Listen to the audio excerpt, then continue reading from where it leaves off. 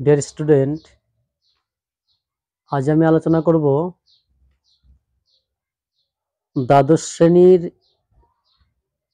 Philosophy বা দর্শন এর যে তর্কবিদ্যা, সেখানে পূর্বে আমি আলোচনা করেছি একটি ভিডিও, আর আজকে করব সেই বচনেই আছি।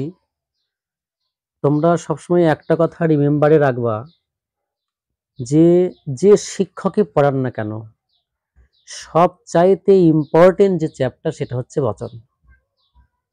কারণ বচন না শিখলে টোটাল লজিকেই কাঁচা থেকে যাবে।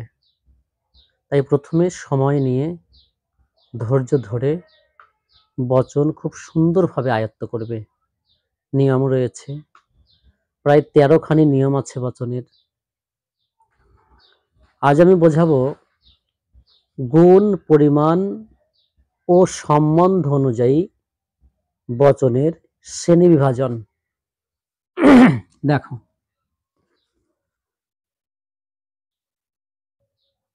গুণ,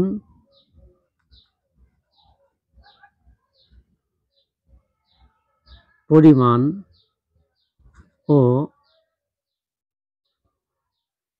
সম্বন্ধ অনুযায়ী বচনের শ্রেণী বিভাজন। তোমরা নোটিস করবে যে গুণ, পরিমাণ ও সম্বন্ধ অনুযায়ী বচনের শ্রেণী বিভাজন। এখানে তোমাদের জানার বিশেষ জায়গা রয়েছে যে এটা আমরা প্রত্যেকটা নিরপেক্ষ বচন আলোচনা করছি, এটা বলার দরকার নেই আশা করি, কারণ পূর্বে জেনে গেছো নিরপেক্ষ বচন। তো এই যে প্রপোজিশন বা বচন, তাহলে একটু জেনে নাও যে বাক্য কাকে বলে। কারণ প্রশ্ন আসতে পারে যে বাক্য না জানলে তো আর বচন হচ্ছে না।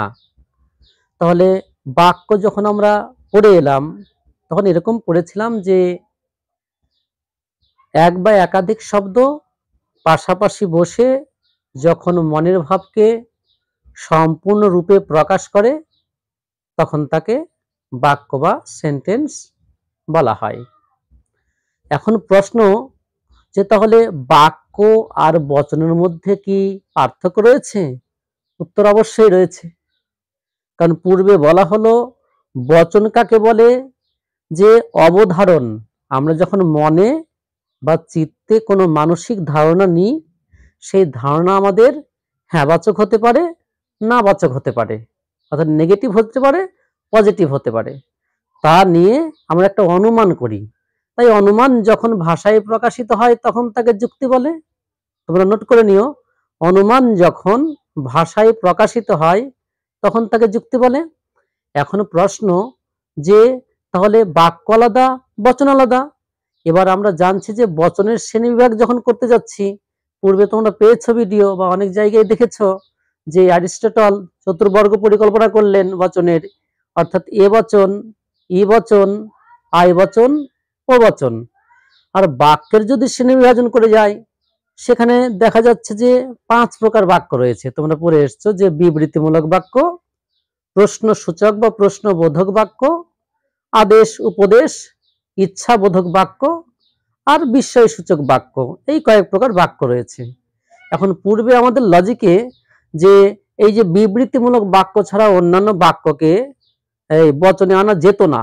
পরে আধুনিক দর্শন যখন আমাদের, অর্থাৎ আরো নতুন নতুন দার্শনিক যখন তাদের মত পোষণ করলো, তখন আমরা ইচ্ছাসূচক বাক্যগুলো বা ধরো নাও বিস্ময়সূচক বাক্যগুলো বা এই আদেশ, উপদেশ, অনুরোধ, এগুলোকেও আমরা বচনে করতে শুরু করে দিলাম। তো আশা করি তোমরা ভালো করে দেখতে থাকো। তো গুণ অনুযায়ী, গুণ অনুসারে, তাহলে গুণানুসারে বচন 2 প্রকার। আচ্ছা, কি প্রশ্ন হবে? কয় প্রকার? 2 প্রকার। উত্তর 2 প্রকার। 1, তাহলে সদর্থক সদর্থক, এর আরেকটা নাম কি? হ্যাঁ বাচক। হ্যাঁ বাচক। 2 নম্বর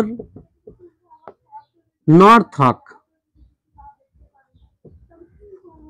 নর্থক, তাহলে লক্ষ্য করো, নর্থক বা না বা চক। এই যে সদর্থক মানে হ্যাঁ বাচক, নর্থক মানে না বাচক। আচ্ছা, এই গেল বচন অনুসারে, এই গুণ অনুসারে। তাহলে এখন যদি বলা যায় যে একটি উদাহরণ দাও, তাহলে উদাহরণ যদি নাও, তো এখন তো তোমরা বচন এখনো শিখে ওঠো নাই। এখন যদি উদাহরণ দিই, শুধুমাত্র বই লেখার জন্যই উদাহরণ দেওয়া হয়, তাছাড়া পরে একেবারে উদাহরণ দেওয়াই প্রযোজ্য। তবুও আমি দিচ্ছি যে হ্যাঁ বাচক যদি একটা করি, তো যদি আমি বচন এ বচন নিই আর বললাম যে সকল কুকুর হয় চতুষ্পদ।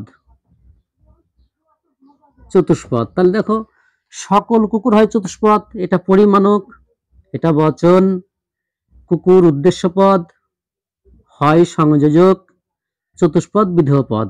তাহলে এখানে সকল কুকুরকে চতুষ্পদ বলা হচ্ছে, তাহলে হয় সংযোজক হয় রয়েছে, তাহলে এইটা সদর্থক, এইটা হচ্ছে সদর্থক। আর বলবো সে তাহলে নর্থক। এবার একটা যদি আমরা ই বচন করি, বললাম যে কোনো কুকুর, কোনো কুকুর নয় দ্বিপদ। দ্বিপদ, বেশ, কোনো কুকুর নয় দ্বিপদ। দেখো এখানে পরিমাণক কোনো, বচনী, কুকুরেশ, এই যে নয়, এই নয়টা হচ্ছে নর্থক, আর দ্বিপদ রয়েছে, পি রয়েছে। এ হচ্ছে গুণ অনুসারে বচন 2 প্রকার, তার উদাহরণ দেওয়া হলো। খুব ভালো করে বুঝো, কারণ যে আমি পুরোই বলেছি যে যেখানেই দেখো সব টিচারই সুন্দর, সবাই ভালো, তার মধ্যে ভালো, আরো ভালো, মানে আমি বলতে চাইছি গুড বেটার বেস্ট তো রয়েছে, জানোই তোমরা। তো এখন প্রশ্ন হচ্ছে যে পরিমাণ অনুযায়ী, পরিমাণ অনুযায়ী যদি বলি আমরা, মানে এটা লিখে না বুঝলে বুঝবে না তোমরা সহজে, এই জন্য পরিমাণ অনুসারে, অনুসারে বচন, বচন 2 প্রকার, 2 প্রকার। যথা, প্রশ্ন হবে কি কি? 1, সেটা হবে সার্বিক,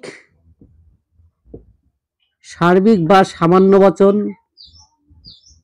সামান্য বচন। আর 2 নম্বর কি হবে? বিশেষ, বিশেষ, বিশেষ বচন। তাহলে সার্বিককে আর একটা বলা হয় সামান্য বচন, আর বিশেষ বচন এই পরিমাণ অনুসারে হলো।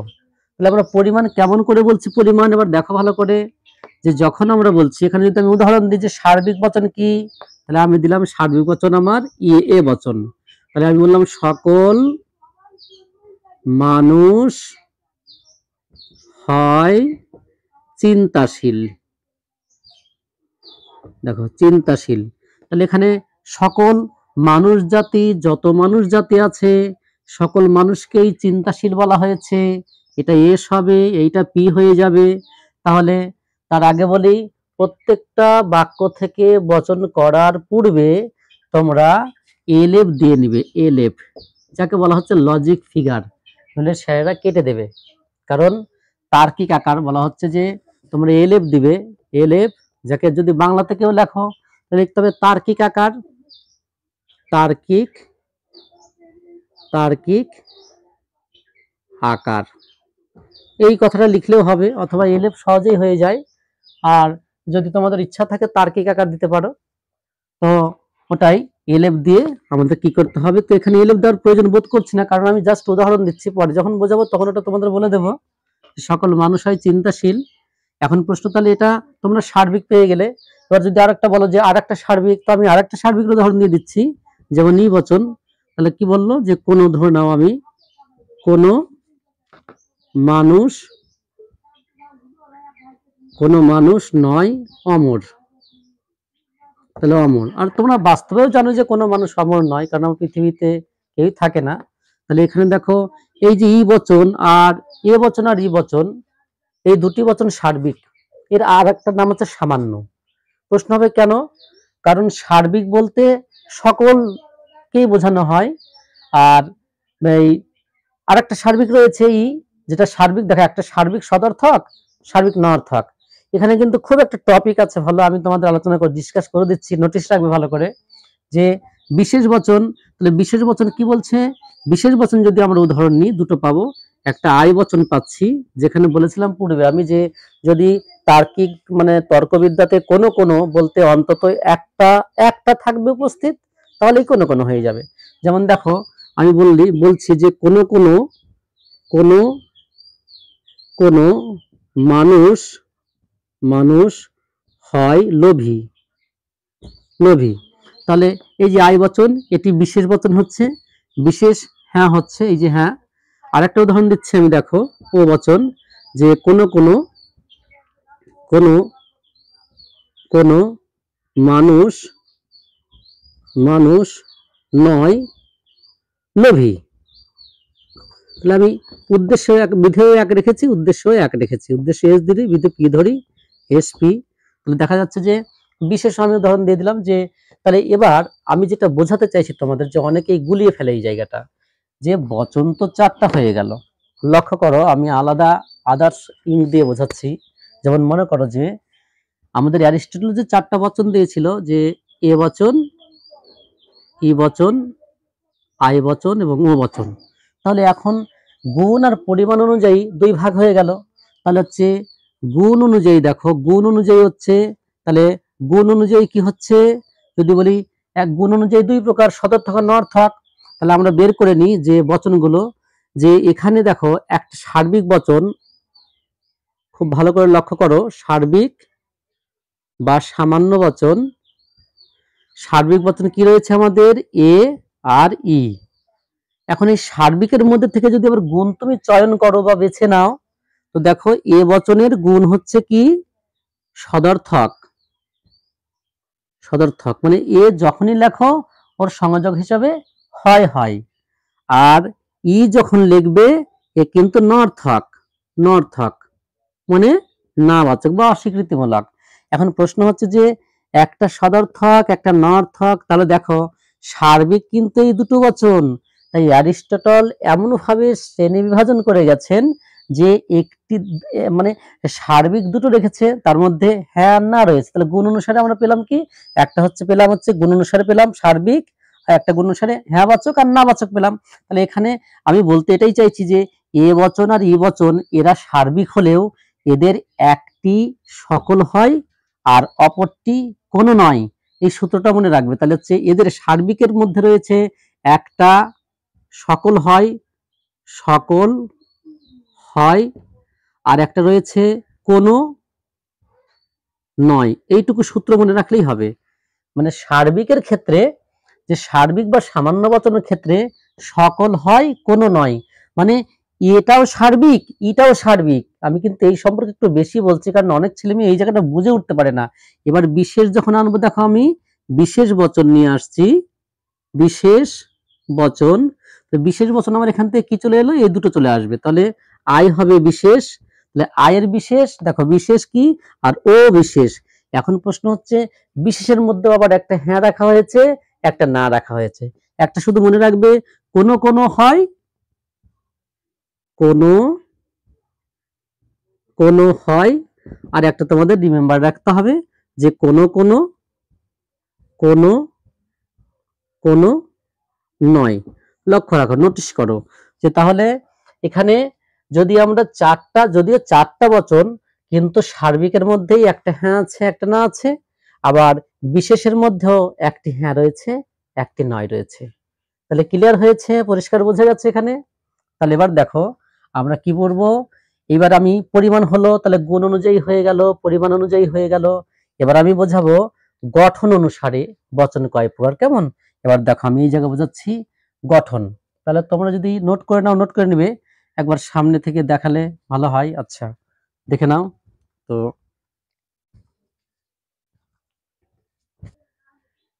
এবার দেখো আমি গঠন অনুযায়ী, এবার সম্বন্ধ অনুযায়ী, তাহলে সম্বন্ধ অনুযায়ী বচন, তাহলে সম্বন্ধ।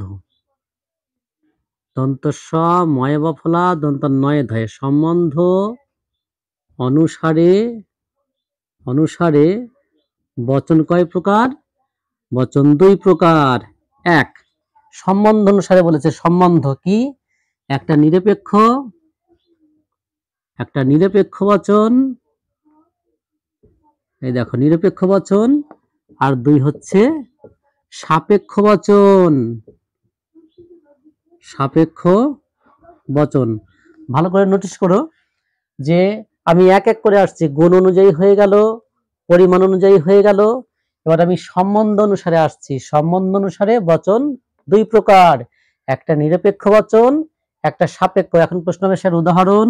এই দেখো সাপেক্ষ বচন আবার দুভাগে ভাগ হয়ে গেছে। মনে করে সাপেক্ষ দুভাগে ভাগ হলো, একটাই দুভাগে। সাপেক্ষ কি? সাপেক্ষ হচ্ছে দুভাগে ভাগ হয়ে গেল। একটা হচ্ছে আমাদের প্রাকল্পিক, একটা হচ্ছে প্রাকল্পিক, আর একটা হচ্ছে বৈকল্পিক। বৈকল্পিক বচন আর প্রাকল্পিক বচন। এখন প্রশ্ন হবে কি সাপেক্ষ বচন কাকে বলে আর নিরপেক্ষ বচন কাকে বলে? তখন তোমরা ভালোভাবে আনসার দিবে যে যে বচন কোনো শর্তের উপর নির্ভরশীল নয়। আবারও বলছি শোনো, যে বচন কোনো শর্তের উপর ডিপেন্ডস বা নির্ভরশীল নয় সেটা নিরপেক্ষ বচন। যেমন কোনো কোনো মানুষ হয় বাঙালি, কোনো কোনো মানুষ হয় বিহারি, আচ্ছা কোনো কোনো মানুষ নয় আমিষ ভোজি, এরকম যাই বলো, বিশেষ বচনে বলছি। আর সাপেক্ষ বচন, সাপেক্ষ বচন শর্তের উপর নির্ভর থাকবে। কেমন? যেমন প্রাকল্পিক যদি বলি, তাহলে প্রাকল্পিক যদি আকাশে মেঘ করে তাহলে বৃষ্টি হতে পারে বা হবে। যদি রাম আসে তাহলে শ্যাম আসবে না, এবার যদি শ্যাম আসে তাহলে রাম আসবে। এরকম একটা শর্ত, বোঝো তো, একটা কন্ডিশনের উপর থাকে, একটা কন্ডিশন। তাহলে ক্লিয়ার হয়ে গেল, আশা করি পরিষ্কার হয়ে গেছে। আর নিরপেক্ষতা আগেই বললাম পূর্বে। এবার হয়তো তোমরা প্রশ্ন করবে স্যার প্রাকল্পিকের তো উদাহরণ বললেন না। ওই যে বলে দিলাম যদি রাম আসে তাহলে শ্যাম আসবে, বা রাম আসলে শ্যাম আসবে না। এবার বলতে পারো যে স্যার বৈকল্পিকের উদাহরণ কি হবে? এইবার প্রশ্ন বৈকল্পিকের উত্তর হবে বৈকল্পিক অথবা দ্বারা যুক্ত থাকে, শুধুমাত্র একটাই কনজাংশন থাকবে অথবা অর, মানে পি অর কিউ। অর্থাৎ যদি পাখিটি মানে হয় পাখিটি জীবিত নয় পাখিটি মৃত, অর্থাৎ করলে এরকম যে পাখিটি জীবিত অথবা পাখিটি মৃত, এর দুটি কল্প থাকে, দুটি, একটা পূর্বকল্প আর একটা অনুকল্প। হ্যাঁ, তাহলে বৈকল্পিকের দুটো কল্প থাকবে এবং প্রাকল্পিকের দুটো কল্প থাকবে। সেখানে প্রাকল্পিকের হচ্ছে পূর্বকল্প অনুকল্প। যাই হোক, এটা আমাদের আলোচ্য বিষয় নয়, এটা আমি পরে আসবো। আর একটা চ্যাপ্টার রয়েছে, সেখানে তোমাদের আমি বিস্তারিত ওখানে বুঝিয়ে দেব যে বৈকল্পিক এবং প্রাকল্পিক তাদের কাকে বলে, আবার সেই নিয়মকে যদি লঙ্ঘন করে কি দোষ ঘটে সেই দোষ। পরীক্ষাতে উদাহরণ দিয়ে থাকে যে একটি প্রাকল্পিক বচনের উদাহরণ দাও, অথবা একটি বৈকল্পিক বচনের উদাহরণ দাও, অথবা একটি প্রাকল্পিক নিষেধক বচন উদাহরণ দিয়ে মানে কি দোষ উল্লেখ করো, একটা প্রাকল্পিক নিয়ম ভঙ্গজনিত দোষ। আচ্ছা ঠিক আছে, তাহলে গঠন সম্বন্ধ অনুসারে বচন হয়ে গেল, বুঝে গেছো? প্রাকল্পিকও বললাম, বৈকল্পিকও বললাম। বৈকল্পিক অথবা দ্বারা আর প্রাকল্পিক যদি তাহলে দ্বারা। আচ্ছা এবার কি কি অনুসারে, এবার গঠন অনুসারে দেখো।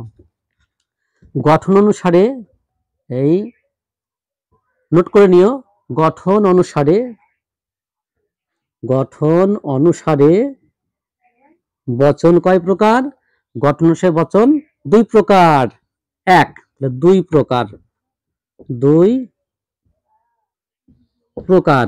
এক, সরল বচন, সরল বচন, আর দুই হচ্ছে যৌগিক, যৌগিক বচন। তাহলে গঠন অনুসারে দু প্রকার, সরল আর যৌগিক। কারণ শুধুমাত্র একটি বাক্যের উপর নির্ভর থাকলে সেটা সরল হয়, আর যৌগিক যখন একটি মানে কোন সংযোজক বা ধ্রুবক দ্বারা, মনে করো কোনো বিকল্প কোনো ধ্রুবক দ্বারা, অর্থাৎ ভি, আবার নাল আছে, হ্যাঁ, এই সমস্তটাকে ধ্রুবক বলা হয়। এই ধ্রুবক দ্বারা যখন বাক্যটা জোড়া থাকবে তখন সেটাকে যৌগিক বচন বলা হবে। আচ্ছা এই গেল। এবার আমি বোঝাবো তোমাদের নিশ্চয়তা অনুযায়ী বচন কয় প্রকার। নিশ্চয়তা অনুযায়ী, নিশ্চয়তা অনুযায়ী দেখো, হয়তো শুনোনি, ভালো লাগবে। নিশ্চয়তা অনুযায়ী, নিশ্চয়তা অনুযায়ী যাই বা অনুসারে, অনুযায়ী বচন কয় প্রকার? বচন হচ্ছে 3 প্রকার। এক এক কি? এক অনিবার্য, তাহলে অনিবার্য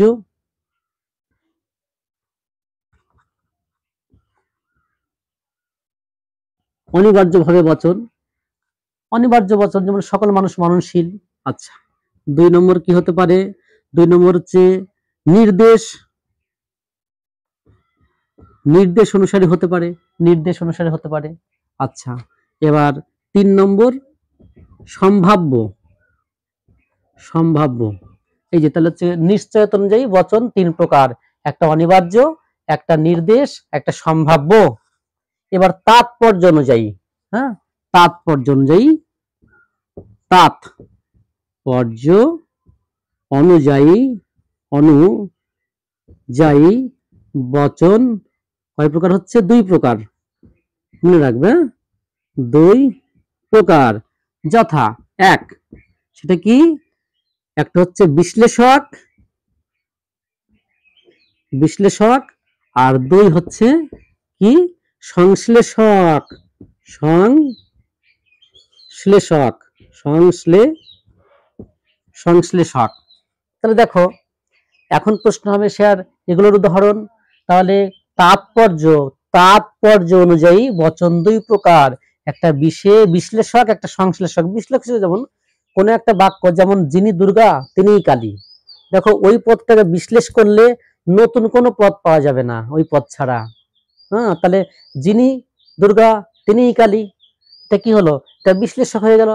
আর সংশ্লেষক যেমন মানুষ হয় বিচার বুদ্ধি সম্পন্ন জীব, তাহলে আবার যে যে বিচার বুদ্ধি সম্পন্ন জীব সেই মানুষ হচ্ছে, এইরকম। তাহলে এই যে তোমাদের হয়ে গেল কি? আমি বললাম, আবারও বলি, গুণ অনুযায়ী বললাম, পরিমাণ অনুযায়ী বললাম, গঠন অনুযায়ী বললাম, সম্বন্ধ অনুযায়ী বললাম, নিশ্চয়তা অনুযায়ী বললাম, আর তাৎপর্য অনুযায়ী বললাম বচন। এখন আমি তোমাদের বোঝাবো যে একটি বচন গঠন হতে গেলে যে বচন, তার যে নিয়ম, তাহলে গুণ, পরিমাণ, সম্বন্ধ অনুযায়ী বচনের শ্রেণীবিভাজন কমপ্লিট হয়ে গেল, কমপ্লিটেড। দেখো আমি টিক চিহ্ন দিয়েছি। এবার আমি বোঝাবো যে বচনের, একটি বচনে, তাহলে বচন 4টা, মনে করো আমি লিখলাম যে বচন, নিরপেক্ষ বচন, বচন, তারপর লিখলাম উদ্দেশ্য পদ, উদ্দেশ্য পদ, তারপর লিখলাম বিধেয় পদ, বিধেয় পদ, এটা লিখলাম। বচন, উদ্দেশ্য পদ, বিধেয় পদ। তাহলে আমি এখন যেটা আলোচনা করব সেটি হচ্ছে কোন বচনের কোন পদ ব্যাপ্য, কোন পদ অব্যাপ্য, এই ব্যাপ্যতা সংক্রান্ত বিষয় নিয়ে। ব্যাপ্য আর অব্যাপ্য, অর্থাৎ তোমাদের পরীক্ষাতে এরকম দেওয়া থাকে যে নিম্নলিখিত বাক্যগুলিকে তর্কবিদ্যা সম্মত আকারে বচনে প্রকাশ করে কোন পদ ব্যাপ্য এবং কোন পদ অব্যাপ্য তা লেখো। এটা কিভাবে লিখবে বা কিভাবে মনে রাখবে, খুব সহজ প্রাঞ্জল ভাবে বলছি, তোমরা ধ্যান দিয়ে শোনো, কাজে দিবে। আচ্ছা, মনে করো বচন আমি এ নিলাম, তাহলে এ বচনে আমি পূর্বেই বলেছি যে এস মানে উদ্দেশ্যকে এস দ্বারা ধরা হয়, বিধেয়কে পি দ্বারা প্রকাশ করা হয়। এ বচনের উদ্দেশ্য পদ ব্যাপ্য, বয়ে জফলা আকার পয়ে জফলা। অনেকে এই ব্যাপ্য লিখতে গিয়ে আমি দেখি অনেকে জফলা দেয় না, নইলে আকার দেয় না। এ ভুল তোমরা করবে না, কদাপিও করবে না। তাহলে এ বচনের উদ্দেশ্য পদ ব্যাপ্য আর বিধেয় পদ অব্যাপ্য, শুধু অ লাগিয়ে দিতে হবে, অব্যাপ্য, অব্যাপ্য। লক্ষ্য রেখো, এ বচনের উদ্দেশ্য পদ ব্যাপ্য, বিধেয় পদ অব্যাপ্য। এ বচনের উভয় পদই ব্যাপ্য, মানে উদ্দেশ্য ব্যাপ্য এবং বিধেয় ব্যাপ্য। মনে থাকবে তো? আচ্ছা, এবার আই বচন, আই বচন কেমন? তাহলে এটা এ বচন, এটা ই বচন, এটা আই বচন। আই বচন হবে উভয় পদে অব্যাপ্য, খুব মনে রাখা সোজা, অব্যাপ্য, অব্যাপ্য, অব্যাপ্য। এবার ও বচন, ও বচনের এ বচনের উল্টো, তাহলে দেখো অর্থাৎ এটা হবে অব্যাপ্য, উদ্দেশ্য অব্যাপ্য এবং বিধেয় ব্যাপ্য। ব্যাপ্য। তাহলে এবার দেখো দর্শন শাস্ত্রে বলছি আমি উদ্দেশ্যকে এস দ্বারা বোঝানো হয়, বিধেয়কে পি দ্বারা বোঝানো হয়, পূর্বেই বলেছি। এবার একটা শর্ট ট্রিক রয়েছে যে দেখো তোমরা মনে রাখবে, মানে দর্শন শাস্ত্রে ব্যাপ্য পদটাকে, এই যে ব্যাপ্য পদটিকে টিক দ্বারা প্রকাশ করা হয়, আর অব্যাপ্য পদটিকে ক্রস দ্বারা প্রকাশ করা হয়। ক্রস মানে কাটা চিহ্ন, এটা মাল্টিপ্লিকেশন বলবে না, ক্রস চিহ্ন বলা হলো। তাহলে একটা মনে রাখবে যে প্রথমে টিকটা বলছি যে টিক ক্রস, ঠিক তার উল্টো নিবে ক্রস টিক। তাহলে প্রথমে আমি যেটা নিলাম tick cross, cross tick, tick tick তার উল্টো ক্রস ক্রস, এরকম বসিয়ে দিয়ে এইটাতে এ বসিয়ে দিলে, এটাতে ই বসিয়ে দিলে, আর এইটাতে আই বসিয়ে দিলে, আর এইটাতে ও বসিয়ে দিলে, দেখো এইটাই যে নির্দেশ এলো এখানেও সেটাই চলে এসছে। তখন তুমি বলতে পারবে এ বচনের উদ্দেশ্য ব্যাপ্য, বিধেয় পদ অব্যাপ্য, ই বচনের উভয় পদই ব্যাপ্য, আই বচনের উভয় পদই অব্যাপ্য, আর ও বচনের উদ্দেশ্য পদ অব্যাপ্য, বিধেয় পদ। এবার প্রশ্ন হয়ে থাকে, এভাবে অনেকে ভুল বোঝে যে কোন বচনের কেবলমাত্র বিধেয় পদ অব্যাপ্য। তাহলে এই যে কোন কোন দেয় না, কোন বচনের কেবলমাত্র বিধেয় পদ অব্যাপ্য, তাহলে তুমি তখন আলোচনা করবে ম্যাথের মতো, একটা এ বচন নিবে, এর বিধেয় পদ দেখো অব্যাপ্য রয়েছে, আবার কি রয়েছে আই বচন, এর বিধেয় পদ অব্যাপ্য রয়েছে। তাহলে এরকম দিলে তো ছাত্ররা জেনেই যায় যে কোন কোন বচনের বিধেয় পদ, বলছে কোন বচনের কেবলমাত্র বিধেয় পদ অব্যাপ্য। তাহলে এখানে আমাকে লিখতে হবে একটা সার্বিক সদর্থক বচনের বিধেয় অব্যাপ্য আর একটা বিশেষ সদর্থক বচনের বিধেয় অব্যাপ্য, দুটো হচ্ছে অব্যাপ্য। এবার যদি বলে কোন বচনের বিধেয় পদ ব্যাপ্য, তাহলে দেখো ই বচনের বিধেয় পদ ব্যাপ্য, আবার ও বচনের বিধেয় পদ ব্যাপ্য।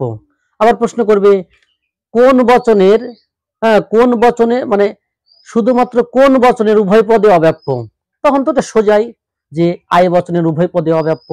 আবার কোন বচনের কেবলমাত্র উদ্দেশ্য পদ অব্যাপ্য, তাহলে তোমরা জেনে যাচ্ছ যে শুধুমাত্র একটা বচন উল্লেখ করতে হবে, সেটা হচ্ছে ও বচন। তাহলে এই যে ব্যাপ্যতা মনে রাখা খুবই সোজা। এখন প্রশ্ন হবে স্যার ব্যাপ্যতা বলতে কি বোঝানো হয়? আমরা তো বুঝে গেলাম, দেখো ট্রিক মনে রাখবে, কি বললাম, trick cross, cross trick, tick tick, cross cross. অর্থ যে এ বচনের উদ্দেশ্য পদটা ব্যাপ্য, এটা আমাদের কথা করা নয়, এটা মাননীয় যারা শ্রদ্ধেয় সে আমাদের অ্যারিস্টটল, ওনারা এই পদগুলো করে গেছে, এইভাবেই ব্যাপ্য করে গেছে। হয়তো কেউ ভাবতে পারো, প্রশ্ন করতে পারো স্যার এগুলো কোথা থেকে এসছে, কার সৃষ্টি? পৃথিবীতে সবকিছুই কিন্তু মানুষ দ্বারা সৃষ্ট। প্রশ্ন হবে কেমন করে?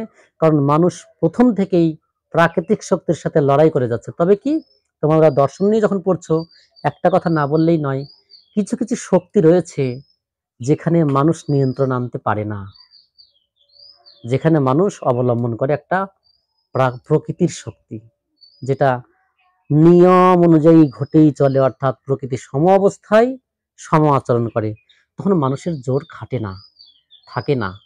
হ্যাঁ, যখন দেহে আমাদের ব্লাড থাকে, ব্লাডের জোর থাকে, তখন আমরা অনেক কিছুই বলি, তর্ক করি, কিন্তু তর্ক ভালো, তর্ক শেখা ভালো, কিন্তু তর্ক প্রয়োগও করো জীবনে, ঠিক আছে, কিন্তু তর্ক কোন জায়গায় তর্ক প্রকাশ করা যায় না বা প্রবেশ করে না, তোমরা কমেন্ট করো, আমি জানাবো, সেরকম একটা ভিডিও তৈরি করব। যদি বলো যে স্যার এই কোন জায়গায় যুক্তি প্রকাশ করলে ভক্তির ভাঙন ধরে, বা কোন জায়গায় যুক্তি প্রকাশ করলে জীবনের ভাঙন ধরে যায়, সব জায়গায় একই রকম ভাবে চলা যায় না উগ্র হয়ে, কোথাও যেমন চলার পথটা আমাদের কি চলো বন্ধুর মানে বোঝো তো, উঁচু নিচু, অর্থাৎ উঁচু নিচু জায়গা, আমরা কোথাও যেতে একটু দমে পড়ি, কোথাও আবার মাথা চাড়া দিয়ে দাঁড়াই, এটাই কিন্তু আমাদের লাইফ, বুঝতে পারি। এনিওয়ে, তো তাহলে এই যে ব্যাপ্য মানে বললাম, এবার আমি টোটাল বলছি যে ব্যাপ্যটা কি। মনে করো যে আমি একটা বৃত্ত দিলাম, এই বৃত্ত, আর এই বৃত্তের মধ্যে আমি লিখলাম ব্যাপ্য। তাহলে ব্যাপ্য লিখেছি। এখন তো সাধারণভাবে তোমরা প্রশ্ন করতেই পারো, কমেন্টে জানাও যে ব্যাপ্য বলতে কি স্যার অ্যাকচুয়ালি। তো বলি আমি, ব্যাপ্য যে যে যাকে ব্যাপ্য করে আছে, মানে ব্যাপ্য বলছে যে কোনো আমরা আর পূর্বেই বলেছি কোনো বচনে কোনো জাতি কিংবা বস্তু থাকে, কোনো জাতি কিংবা বস্তুই তো নির্দেশ করা হয়। কারণ দেখো, যখন আমি বলবো যে মানুষ পদটা কথাটা বলি, মানুষ, এই যে মানুষ কথাটি বললাম, তাহলে মানুষ, এবার যদি এই মানুষের সাথে যদি পূর্বে যদি একটা মানে বিরুদ্ধ পদ লাগিয়ে দাও তাহলে অমানুষ হয়ে গেল। তাহলে মানুষ আর অমানুষ মিলে কিন্তু জগৎ সম্পন্ন হয়। শুধু মানুষ যে জগতে আছে তা নাই, মানুষ বাদে অমানুষ বলতে বৃক্ষ, পাথর আর যা বোঝানো হয়, গরু, ছাগল যত আছে, এরা মানুষ না হলেও প্রাণী, তথাপি কিন্তু মানুষ অমানুষ নিয়ে কিন্তু এই পৃথিবীটা সম্পন্ন হয়ে যায়। তাহলে এক ক্ষেত্রে রয়েছে মানুষ, আর এক ক্ষেত্রে অমানুষ। আচ্ছা, তাহলে ব্যাপ্য কি? ব্যাপ্য হচ্ছে সেই জিনিস যেটি কোনো জাতি বা কোনো বস্তুর সমগ্র অংশকে নির্দেশ করা হয়, সমগ্র অংশ, সেটি হচ্ছে ব্যাপ্য হয়। এবার বলবে স্যার কেমন করে? আমি বলি, তোমরা যখন একাদশ শ্রেণীতে পড়েছিলে তখন ব্যাপ্য কাকে বলে আর ব্যাপ্য সম্পর্কগুলি উল্লেখ করতে বলে। ধূমের সাথে আগুনের কি একটা ব্যাপ্য সম্পর্ক রয়েছে, মানে যাকে ব্যাপ্তি রয়েছে, ব্যাপ্তি ছিল সেখানে। তো আমরা দেখো এই যে ব্যাপ্য, তাহলে ব্যাপ্য একটা উদাহরণের সাহায্যে পরিষ্কার করে নি যে ব্যাপ্য কাকে বলে আর অব্যাপ্য কাকে বলে। আমি বললাম কি, আমি কিন্তু একই কথা আবারও বলছি যে ব্যাপ্য হলো কোনো জাতি বা বস্তুর সমগ্র অংশের নির্দেশ, সমগ্র অংশকে নির্দেশ করা ব্যাপ্য হচ্ছে। আর যদি ওর উল্টো, অর্থাৎ অব্যাপ্য কি হবে? কোনো জাতি বা কোনো বস্তুর সামগ্রিক বা সকলকে না বুঝিয়ে কিছু অংশ বা কিয়দংশ বা আংশিককে বোঝালে সেটা হয় অব্যাপ্য। তাহলে তোমাদের পরিষ্কার হয়ে গেছে যে ব্যাপ্য কাকে বলে। যে বচনে উল্লেখিত কোনো জাতি বা বস্তুর যদি সমগ্র অংশকে বোঝানো হয় তাহলে সেই পদটি ব্যাপ্য হয়, আর যদি সমগ্র অংশকে না বুঝিয়ে কিছু আংশিক বা কিয়দংশকে বোঝানো হয় তাকে অব্যাপ্য পদ। তাহলে ব্যাপ্য অব্যাপ্য কাকে বলে ক্লিয়ার হয়ে গেছে আশা করি। এবার আমি একটি উদাহরণের সাহায্যে ব্যাপ্য আর অব্যাপ্য পরিষ্কার করে দিচ্ছি, দেখতে থাকো। নোটিস, মনে করো আমি একটা উদাহরণ নিচ্ছি যে এ বচন নিলাম, এ বচন, তাহলে এ বচনের পরিমাণক কি হবে? এলেফ দিয়ে দিয়েছি, মনে করো এলেফ দিলাম।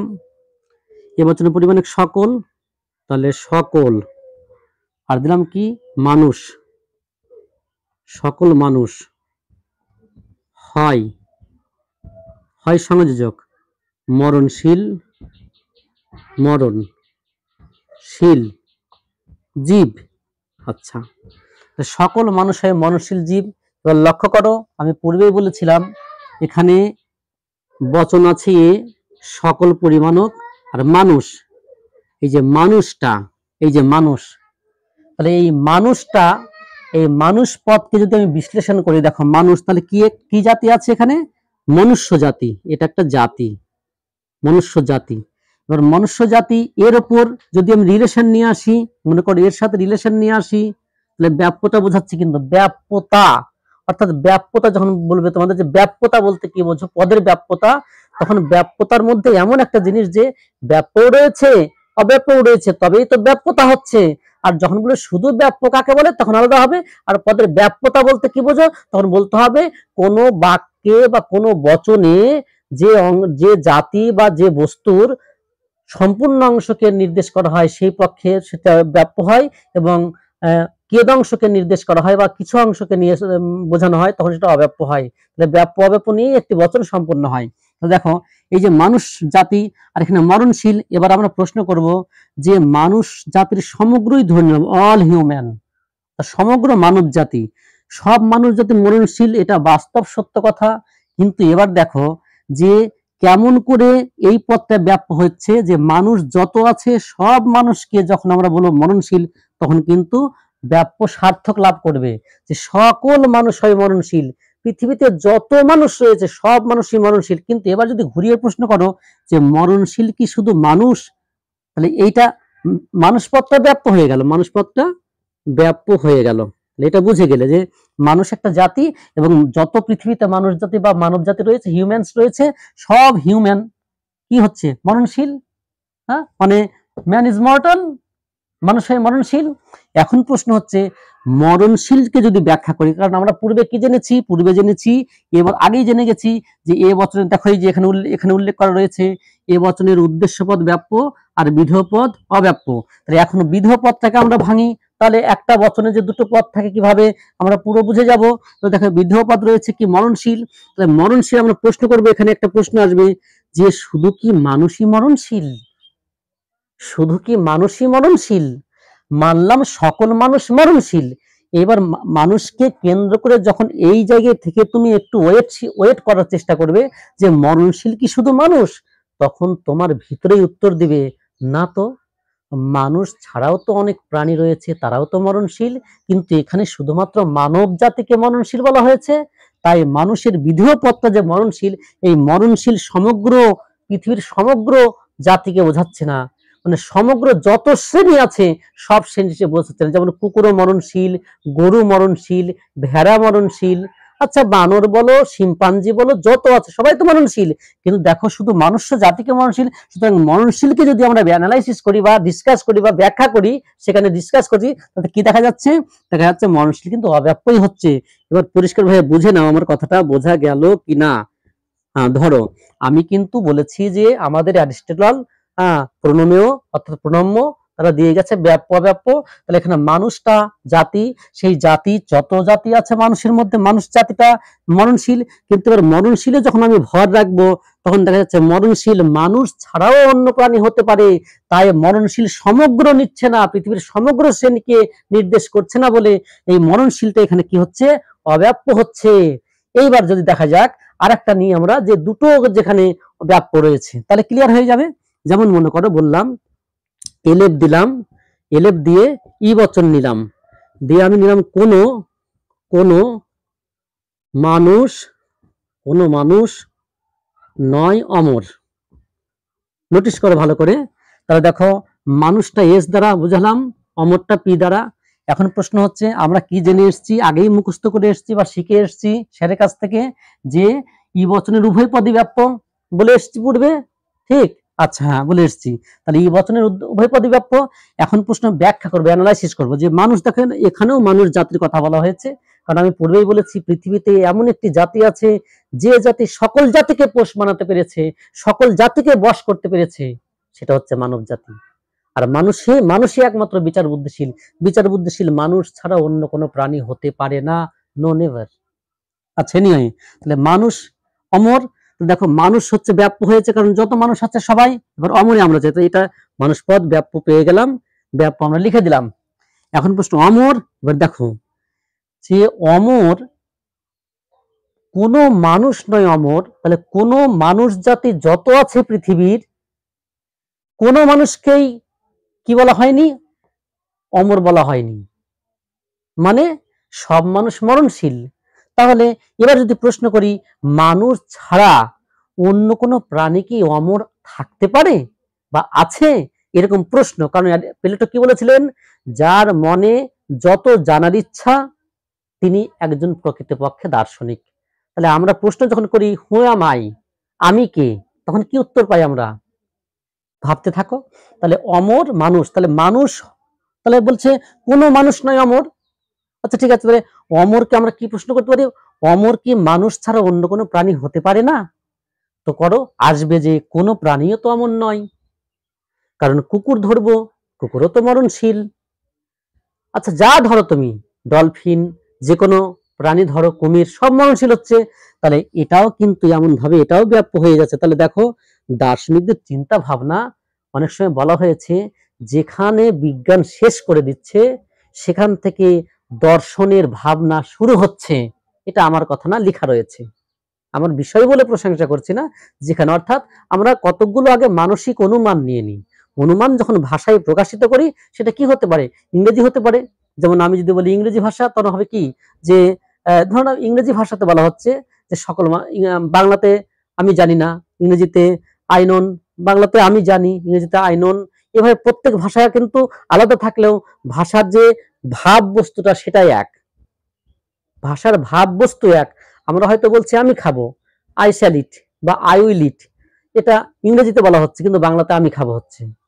আচ্ছা, হিন্দিতে মাই খাউঙ্গা, এরকম হয়ে যাচ্ছে। তাহলে ভাষা যেটাই হোক কিন্তু প্রকাশের মধ্যে যে জিনিসটা রয়েছে সেটাই এক। অর্থাৎ বলে দিয়েছে এই দর্শন হচ্ছে ভাষার বিজ্ঞান। ভাষার বিজ্ঞান মানে ভাষা যেই হোক কিন্তু জিনিসগুলো একই থাকবে। ম্যাথও, পৃথিবীর প্রত্যেকটা প্রান্তেই ম্যাথ বোঝানো হচ্ছে, প্রত্যেকটা প্রান্তেই লাইফ সায়েন্স, জুওলজি, ভোটালজি বোঝানো হচ্ছে, কিন্তু সেখানে ভাষাভাষীর মানুষ থাকতেই পারেন। কারণ আমরা তো জানি যে ভারত এমন একটা দেশ যেখানে বিভিন্ন ভাষার মানুষ, বিভিন্ন ধর্মের মানুষ বাস করে, কিন্তু অন্যান্য আদার্স কান্ট্রিতে প্রায় এরকম কম দেখা যায়। খ্রিস্টান সেখানে বেশি রয়েছে বা মোহামেডান বেশি রয়েছে, এরকম থাকে। কিন্তু ভারত এমন একটা কান্ট্রি রয়েছে তোমরা জানো, যেটা হচ্ছে সংবিধানও জটিল এবং বৃহৎ, আবার ভাষা, ধর্ম ইত্যাদিও রয়েছে। এনিওয়ে, তাহলে অমর কি হলো? অমর মানুষ শুধু নয়, অমর কোনো প্রাণী মরণ মানে অমর নয়। তাহলে এখান থেকে প্রমাণিত হয়ে যাচ্ছে যে ই বচনের উভয় পদই ব্যাপ্য। দেখো প্রমাণ হয়ে যাচ্ছে যে যখন আমি মানুষে থাকলাম যে হ্যাঁ মানুষ সম্পূর্ণ, মানুষ অমর নয়, তাহলে মানুষ জাতিকে বোঝাচ্ছে, এটা ঠিক। আবার অমর থেকে যখন প্রশ্ন করছি যে অমর ছাড়া, মানুষ ছাড়া কেউ অমর কেউ হতে পারে না, দেখলাম না, মানুষ ছাড়া আর কোনো জাতি বা প্রাণী আসছে না যে অমর হবে, তাহলে এটাও ব্যাপ্য হচ্ছে। আরেকটা আমি তোমাদের বুঝিয়ে দিই। যেমন আমি নিয়ে একটা বিশেষ বচন নিচ্ছি, মনে করো আমি আই বচন নিচ্ছি। আই বচন নিয়ে আমি বলছি যে কোনো কোনো কোনো কোনো কোনো কোনো বাঙালি হয় মৎস্যপ্রিয়। মৎস্যপ্রিয়, তাহলে দেখো এই যে কোনো কোনো আর বাঙালি এস আর মৎস্যপ্রিয় পি। এবার আমরা অ্যানালাইসিস করি। আমরা পেয়েছি যে আই বচনের উভয় পদে অব্যাপ্য পেয়েছি, দার্শনিকরা বলে গেছে, মাননীয় দার্শনিকেরা বলে গেছে। তাহলে এই যে বাঙালি আর এই মৎস্যপ্রিয়, তাহলে এবার আমরা অ্যানালাইসিস করি যে কিভাবে। তাহলে বাঙালি, দেখো বাঙালি একটা জাতি, মানব জাতির মধ্যে বাঙালি রয়েছে, অর্থাৎ যারা হিন্দুর মধ্যে পড়ছে তাদের বাঙালি বলা হয়। অর্থাৎ বাংলা যাদের রেয়াজ, কেউ বিহারি রয়েছে, আবার সেখানে রয়েছে কেউ খ্রিস্টান রয়েছে, কেউ মোহাম্মদান বা মুসলিম রয়েছে, জাতি বিভাজনে। তাহলে এখানে বাঙালি একটা নির্দিষ্ট জাতি যারা পশ্চিমবঙ্গে বসবাস করে থাকে। আচ্ছা, তাহলে বা বাংলাদেশে বসবাস করছে। কোনো কোনো বাঙালি হয় মৎস্যপ্রিয়। তাহলে এই যে মৎস্যপ্রিয় বাঙালি যেমন সমগ্র মানব জাতিকে বোঝাচ্ছে না, তাহলে মানব জাতিরই একটা কিছু অংশকে, কিছু পরিমাণ, কিছু অঞ্চলে, মানে একটা অঞ্চলে বসবাসকারী কিছু লোক, তাহলে এটাও অব্যাপ্য হচ্ছে। ক্লিয়ার? এটাও অব্যাপ্য হচ্ছে। দেখো তাহলে এটা হয়ে গেল অব্যাপ্য, অর্থাৎ ক্রস দিলাম আমরা, অব্যাপ্য হয়ে গেল। পূর্বে লেখা আছে যে অব্যাপ্যকে ক্রস দ্বারা বোঝানো হয়। তাহলে কি হলো? বাঙালি অব্যাপ্য হয়েছে। এবার মৎস্যপ্রিয়কে ভাঙি। তাহলে মৎস্যপ্রিয় কি বাঙালি ছাড়া আর কেউ হতে পারে না? হতে পারে। মৎস্যপ্রিয় বিহারি হতে পারে, মৎস্যপ্রিয় খ্রিস্টান হতে পারে, মৎস্যপ্রিয় মোহামেডান হতে পারে, মৎস্যপ্রিয় মানে মানুষের মধ্যে ধরতে হবে, যেহেতু বাঙালি একটা মনুষ্য জাতি, তাই আমি বললাম এখানে জাতি না, আমি বোঝাচ্ছি। তাহলে হচ্ছে মৎস্যপ্রিয়। তাহলে এখানে দেখো মৎস্যপ্রিয় বাঙালি ছাড়াও অন্য কেউ হতে পারে, একজন বিহারি হতে পারে, একজন মারাঠি হতে পারে, একজন দ্রাবিড় হতে পারে, হ্যাঁ, একজন আদিবাসী হতে পারে, সে মৎস্যপ্রিয় হতেই পারে। তো তাহলে এটাও কিন্তু অব্যাপ্য হচ্ছে। তো দেখো দার্শনিকরা কত চিন্তা ভাবনা করে জিনিসগুলো সৃষ্টি করেছে, যে তার মধ্যে দিয়ে দিলেই সেটাই ঠিক হবে। ফলে দার্শনিকদের ছোট করা কদাপি উচিত হবে না। হ্যাঁ, তাই বুঝে গেলে যে ব্যাপ্য আর অব্যাপ্যটা কি। ব্যাপ্য অব্যাপ্য এবার লিখবে কিভাবে আমি বলে দিই। এবার প্রথমে বোঝাবো যে বচনকে, একটি বাক্যকে তার্কিক আকারে, তর্কবিদ্যা সম্মত আকারে বচনে প্রকাশ করে কিভাবে লিখবে সেই নিয়মটা একটু বলে দেবো। তারপরে আমি এরপরে তোমরা কমেন্ট করে জানাবো কোথায় প্রবলেম হচ্ছে, আমি সেখানে আবার ভিডিও তৈরি করব এবং তোমাদের যাতে মঙ্গল হয়। যদি তোমাদের এই ভিডিও করে তোমাদের মঙ্গল হয় তো আমি সার্থক বা আমার শ্রম সার্থক হবে বলে আমি মনে করি। আচ্ছা, তো দেখো যেমন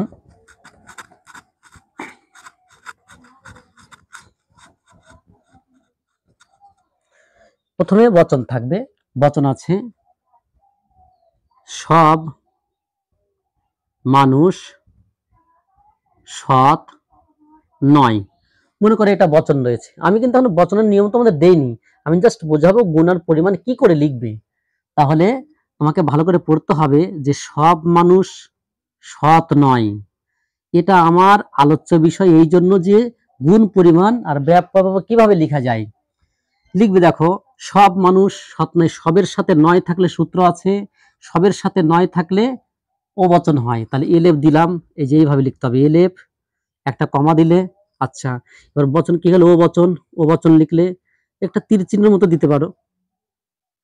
তাহলে এবার ও বচনের পরিমাণ কি পূর্বে বলে এসেছি, কোনো কোনো, তাহলে কোনো কোনো, তাহলে কোনো কোনো। এবার মানুষ আছে এখানে, দেখো বাক্যের মধ্যে মানুষ, কোনো কোনো মানুষ, মানুষ নয়, সংযোজক নয়, কারণ ও বচনের সংযোজক কি হয়? সকল এস নয় পি, কোনো কোনো এস নয় পি, সরি, হচ্ছে কোনো কোনো মানুষ নয় কি? সৎ, সৎ, ব্যাস করে দাও। তো দেখো, সব মানুষ সৎ নয়, মানে কোনো কোনো মানুষ নয় সৎ। এখন এখানে লিখবে যে উক্ত উক্ত